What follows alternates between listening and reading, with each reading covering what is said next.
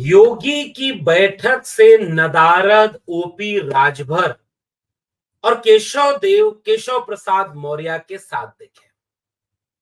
CM योगी ने बनारस में एक मीटिंग बुलाई और उस मीटिंग में केशव प्रसाद मौर्य के साथ दिखने वाले सुभाषपा के ओम प्रकाश राजभर नहीं गए और उसके बाद उनकी बड़ी प्यारी मुस्कुराहटों से लबरेज बड़ी शानदार फोटो सुभाषपा के अध्यक्ष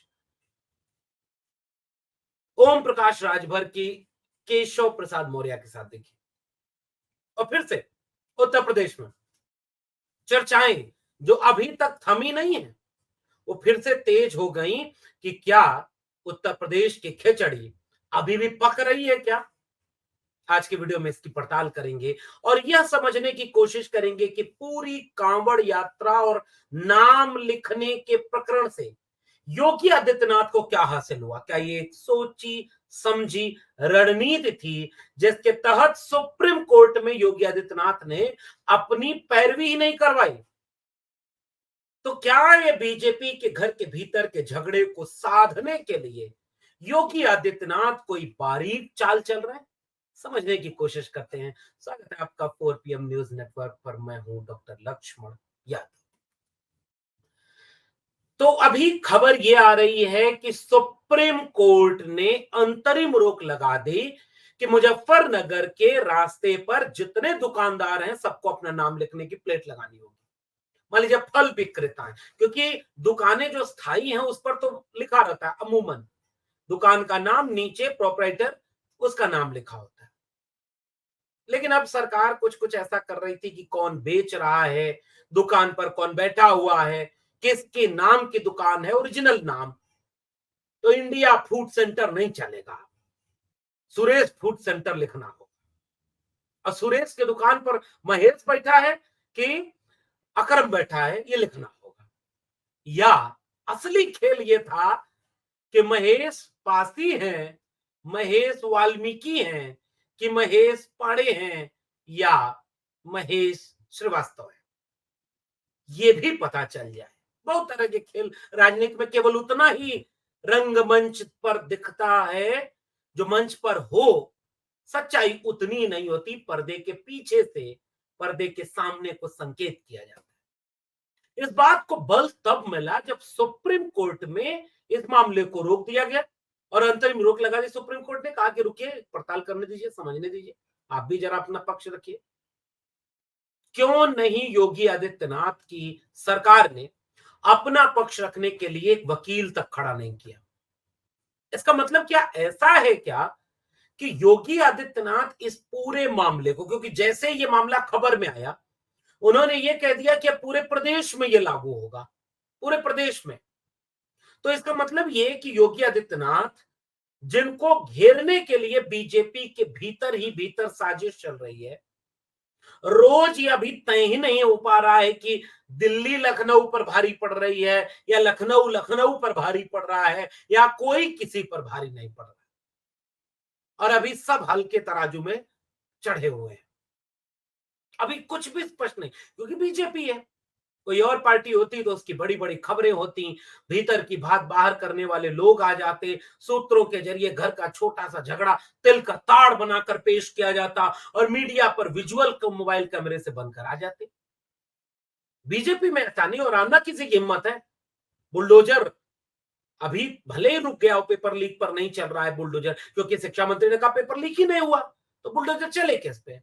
तो अभी रह रहा है जहां बाढ़ उड़ा गई है वहां खुदाई कर रहा है। जैसे सूरत में बुलडोजर थोड़ा खड़ा है कि सड़क पर पानी भर गया है तो उसको थोड़ा ठीक कर रहा है।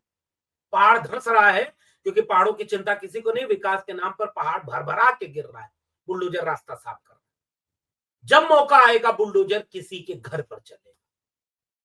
तो वह भी शांत बैठा हुआ है, क्योंकि अभी तक बीजेपी ने सब कुछ कंट्रोल किया हुआ है। आपको याद है समाजवादी पार्टी का घर का झगड़ा, छोटी छोटी बातों को इतना बड़ा बना बनाकर पेश किया गया। खुद अमित शाह जी का आप गूगल करके पढ़िएगा, एक बयान वायरल हुआ था कि हमने झूठ बोला कि जब नेताजी मुलायम सिंह यादव और अखिलेश यादव जी में झगड़ा हुआ तो हमने एक झूठ बोल दिया और व्हाट्सएप पर वो पूरा चल गया। सुबह हमने कहा नहीं नहीं वो गलत खबर थी, हम छोड़ देते हैं। गलत खबर वाला खबर लाखों लोगों तक नहीं गया। फेक न्यूज से कैसे उसका फायदा हमें राजनीतिक मिला और खूब मिला, ये अपनी मीटिंग में उन्होंने कहा। तो व्हाट्सएप ग्रुप की वो महत्ता बता रहे थे। असल में कोई और पार्टी होती तो घर के भीतर के इतने वीडियो आ जाते, इतने झगड़े सामने आ जाते, इतनी कहानियां आ जाती। लेकिन बीजेपी है तो कहानियां नहीं आ रही, लेकिन मीडिया में कुछ खबरें तो आ जा रही हैं। तो क्या उस झगड़े को बैलेंस करने के लिए, अपनी ताकत दिखाने के लिए, अपने नैरेटिव को फिर से केंद्र में रखने के लिए योगी आदित्यनाथ ने फिर से हिंदू बनाम मुसलमान या शुचिता की बहस छेड़ी, जिसका लाभ योगी आदित्यनाथ को मिल गया। भले सुप्रीम कोर्ट ने रोक लगा दी, लेकिन भीतर भीतर योगी आदित्यनाथ जो संदेश देना चाह रहे थे अपने उन लोगों को, जिनको कल तक तो योगी बड़े प्यारे लग रहे थे, हिंदुत्व के पोस्टर बॉय है, लेकिन आज जब वही विकल्प बनने लगे तो जो और भी मल्टीपल ऑप्शन चॉइस थी, तो दूसरे ऑप्शन को बुरा लगने लगा कि ये ऑप्शन यहां कैसे आ गया।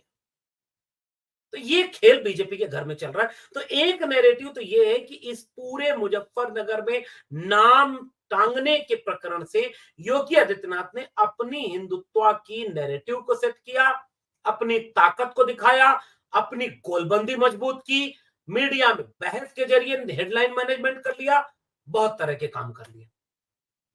लेकिन फिर हेडलाइन में कुछ और चीजें दूसरे खेमे की तरफ से भी आ रही और वो झगड़ा ये दिखा रही।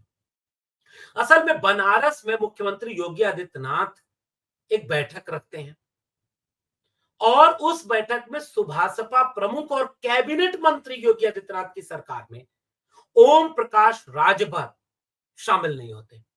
और ठीक उसी दिन वो लखनऊ में डिप्टी सीएम, जिसे वो कल तक उप मुख्यमंत्री नहीं चुप मुख्यमंत्री कहते थे, ये वही दोनों की तस्वीरें मुस्कुराती हुई सामने आई। क्या गजब की मुस्कुराहट है। और पुराने भाषण अगर ना सुने हो तो सुनिएगा। एगो कोईरी डिप्टी सीएम बनल बा, आओ के कुल बैठे बदे स्टूलवा दे देता हूँ, सोफो न मिलल कुर्सियों न मिलल, हम रहती तो वह स्टूल उठा के। योगी ये योगी सरकार में मंत्री ओम प्रकाश राजभर जी का बयान है आदरणीय केशव प्रसाद मौर्य जी के लिए। राजनीति है, इसमें अध्याय बनते हैं, बदल जाते हैं।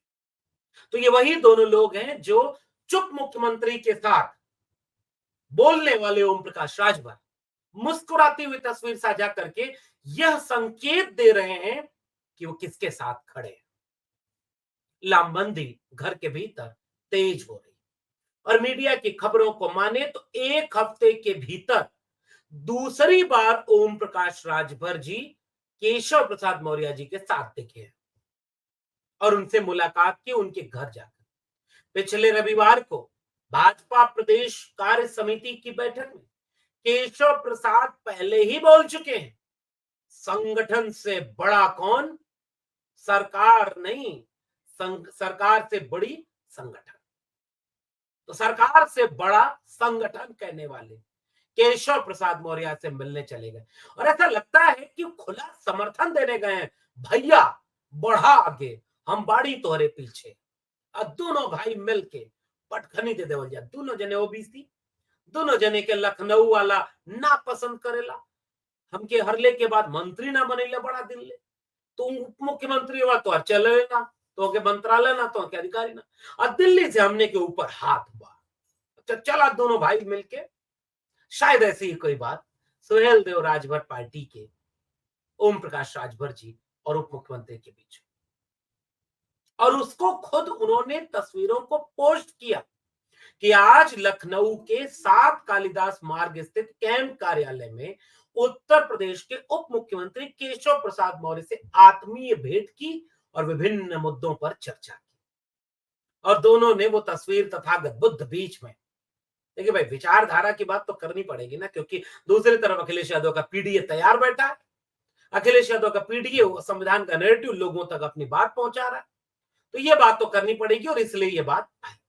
बाद में एक बयान में बताया गया कि ओम प्रकाश राजभर ने सोमवार की शाम को उप मुख्यमंत्री केशव प्रसाद मौर्य से मुलाकात की उनके सरकारी आवास पर। और इस मुलाकात में वंचितों, शोषितों, दलितों, अल्पसंख्यकों, पिछड़ों की समस्याओं और समाधान पर दोनों नेताओं की चर्चा हुई। वाकई तो अनुप्रिया पटेल जी को भी बुलाना चाहिए था, चिट्ठी तो उन्होंने भी लिखी। संजय निषाद जी भी, हो सकता है बाद में मिल रहे हो, आगे पीछे मिल रहे हो, एक साथ सब नहीं मिल रहे हैं। संजय निषाद जी भी कह रहे हैं आरक्षण के साथ जिसने तालमेल ठीक नहीं किया, उनकी सरकारें चली गई। तो याद रखिएगा, अखिलेश यादव का पीडीए, अखिलेश यादव उनका पीडीए, और उनके पीडीए पर जनता का यकीन। अब बीजेपी अपना काम कर नहीं पाई। इनका जो सामाजिक न्याय का मुद्दा है वो बुरी तरह घिर चुका है। 69,000 शिक्षक भर्ती एक सैंपल है, और 69,000 शिक्षक भर्ती में आज तक न्याय न मिल पाने के चलते बुरे फंसी है बीजेपी। और उनके पिछड़े नेताओं को लगता है कि करें तो करें क्या, बोले तो बोले क्या। ये ओबीसी, एससी, एसटी कम्युनिटी के लोग संविधान को लेकर सजग हो रहे हैं, बाबा साहब अम्बेडकर को लेकर सजग हो रहे हैं। इनके बीच चेतना बढ़ रही है, इनके अधिकारों की मांग बढ़ रही है, ये अपने अधिकारों को लड़के लेने वाले बन रहे हैं। तमाम तरह की बातें इन लोगों के बीच आ रही है। तो अब उस सुगबुगाहट को तेज किया जा रहा है। और दूसरी तरफ दिल्ली, वो चाहती है कि सवर्ण वर्चस्व के तोड़ा जाए, और पिछड़े और दलित, और दलितों में भी नहीं, अभी बहन जी हैं तो वो अपना काम कर ही रही हैं, पिछड़े वर्चस्व को खड़ा किया जाए, इसलिए ये चर्चाएं तेज होगी। खुद जो जो तस्वीर ओम प्रकाश राजभर ने पोस्ट की, वैसी तस्वीर केशव प्रसाद मौर्य ने भी पोस्ट की। और ठीक उन्होंने कहा कि कैबिनेट मंत्री ओम प्रकाश राजभर जी से आत्मीय भेंट और विभिन्न बातों पर, विषयों पर चर्चा। तो राजनीति में एक एक चीज का संकेत बड़ा गहरा होता है। केशव प्रसाद मौर्य बैठक में नहीं पहुंचे, ओम प्रकाश राजभर बैठक में नहीं पहुंचे, जिला पंचायतों की बैठक होनी थी दिल्ली में, इसलिए ये सब काम किया गया। इस तरह के तमाम सवालात लोगों के जहन में आ रहे हैं कि भैया क्या सब कुछ ठीक नहीं चल रहा है क्या। और ऐसे में कैसे ये सारी चीजें आगे बढ़ती हैं और उत्तर प्रदेश के घर के झगड़े को कितना आगे बढ़ाती हैं, इस पर नजर रखनी होगी। क्योंकि दिल्ली में बैठे लोग, उनके सामने योगी आदित्यनाथ एक चुनौती बने हुए हैं। उन्होंने अपनी युवा वाहिनी को अंदर अंदर खाने खूब व्यवस्थित किया, तेज तर्रार किया, ऑर्गेनाइज किया है। और बड़े दिन से दिल्ली में, पता है आपको, गुजरात से एक आदमी को दिल्ली बुलाया गया और रिटायर कराया गया, नौकरी वीआरएस दिलवाया गया, और दिल्ली से लखनऊ भेजा गया। लखनऊ में मकान नहीं मिला रहने का, और पता चला था उनको उप मुख्यमंत्री बनाने की बात थी, उनको कंट्रोल करने के लिए भेजा जा रहा था। लखनऊ ने बनाया इन्हें। दारा सिंह चौहान ओम प्रकाश राजभर को मंत्री बनाने की बात कहते रह गए, लखनऊ ने बहुत देर में बनाया जब चुनाव सर पे आ गया, आचार संहिता लग गई। तो झगड़ा कोई नया नहीं है, लेकिन यह जो ताकत लखनऊ ने दिखाई है, यह जो ताकत योगी आदित्यनाथ ने अर्जित कर लिया, हर जिले में जो पुराने ठाकुरों के अपने लोग थे, उन ठाकुर समाज राजपूतों ने खूब ताकत अर्जित की। योगी आदित्यनाथ ने उनकी मदद की है। हर जिले में ऐसे ताकतवर लोग जो पैसे से ताकतवर है, जिनको खूब पैसा कमाया गया, पैसे के सारे विभाग इनके पास है। केशव प्रसाद मौर्य आखिरी में तो ये मांगने लगी कि गृह मंत्रालय दे दो, अच्छा पीडब्ल्यूडी जितिन प्रसाद के बाद खाली हुआ हमको दे दो। कुछ भी नहीं मिला। और इससे अपने लोगों को ताकतवर बना करके योगी आदित्यनाथ ने अपना प्रभाव बना लिया है हर जिले में ताकतवर नेताओं को। बाकी कोई पैसा कमाया नहीं, तो बाकी लोग भी मीडिया में आके नाराज हो रहे हैं। गोलबंदी योगी आदित्यनाथ के खिलाफ बहुत ज्यादा है बीजेपी में, लेकिन डर रहे हैं सब कि नुकसान कितना होगा। क्योंकि हिंदुत्व का पोस्टर बॉय अगर उसे छेड़ा गया, वो ऑलरेडी आरएसएस में कभी नहीं रहे। योगी आदित्यनाथ का आरएसएस से कोई रिश्ता नहीं रहा। अपने दम पर, अपनी राजनीति से उन्होंने बीजेपी में जगह बना ली, अपने दम से उत्तर प्रदेश के मुख्यमंत्री बन गए, अपने दम से उत्तर प्रदेश में दोबारा मुख्यमंत्री बन गए। ये ताकत योगी आदित्यनाथ ने अर्जित की है, उनको छेड़ना बीजेपी के लिए मुश्किल पड़ रहा है, इंजन टकरा रहे हैं आपस में।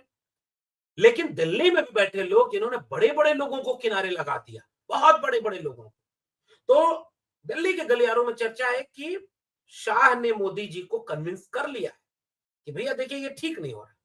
लेकिन समय, अगर मान लीजिए देर होगी, तो गुजरात में, महाराष्ट्र में चुनाव है, हरियाणा में चुनाव है, बड़े बड़े राज्यों में अगर चुनाव हार गई बीजेपी, जिसके आसार ज्यादा दिख रहे हैं, हरियाणा में बीजेपी के हारने के आसार दिख रहे हैं, महाराष्ट्र में भी हारने के आसार ज्यादा हैं, अगर निष्पक्ष और ठीक से चुनाव हो गया तो, क्योंकि दोनों जगह बीजेपी की हालत खराब है। और अगर दोनों राज्य चुनाव हार गए तो दिल्ली वाले लोगों को और मुश्किल होगी कि यूपी में सीएम बदले तो बदले कैसे। और यूपी का सीएम इस बात को टालने में भी कामयाब हो रहे हैं।